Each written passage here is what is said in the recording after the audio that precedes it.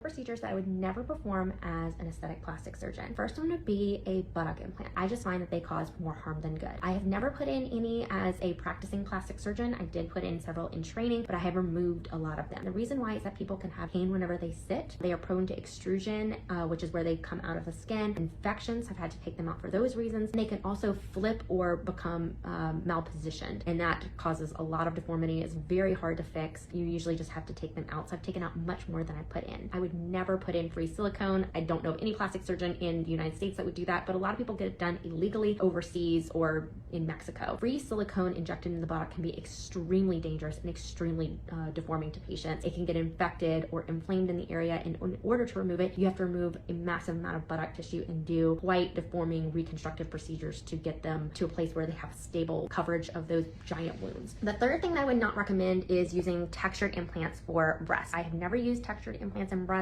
since I've been in practice. They have mostly been taken off the market because of a type of lymphoma. It's very rare, but it is associated with a type of textured implant, and it's not found in smooth implants. So that's why I only use smooth implants. That's why most plastic surgeons only use smooth implants, but there are still a few that will use textured devices, but I stay away from them. The fourth procedure is actually something that I do perform, but I never overdo it. So that's hyaluronic acid fillers to the face. So I still obviously do under eye, cheek, nasolabial folds, lips, chin, jawline, plenty of different areas. But I find that whenever you overfill patients, I do think that the hyaluronic acid stays for longer than what the company kind of says it does, especially in areas that are not as mobile, like the cheek and under eye area. And I do find that it can migrate, especially depending on what type of filler you use. One of the fillers called Juvederm, we as plastic surgeons kind of call it Moviderm because it does move, especially in like the nasolabial fold. If you put too much there, it can migrate into this area right here. This filling in the marionette lines can kind of migrate into right here. So you really have to be careful about overfilling areas. Sometimes you need to dissolve before you refill. That's something that you really need to nuance touch whenever you're doing.